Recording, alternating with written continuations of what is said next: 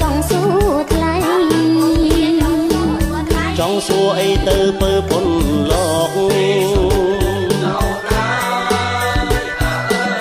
ព្រលឹងសួរមកបើសង្ស័យអរគុណខ្លាំងណាស់ម្ចាស់ថ្លើមថ្លៃអូនពិតសង្ស័យពុនប្រមាណ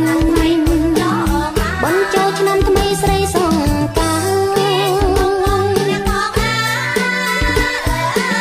ឈ្មោះទេពធីតាមហាសង្គ្រាមថ្ងៃអីឈ្មោះអីស្ដីសន្និដ្ឋាន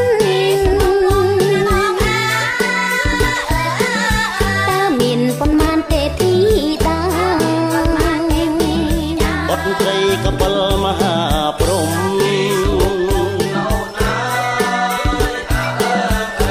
7អង្គមុំគុំសង្កា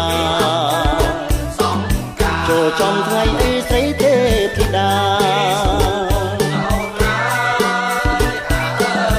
រាំងនាមមួយណារាំងសាលោក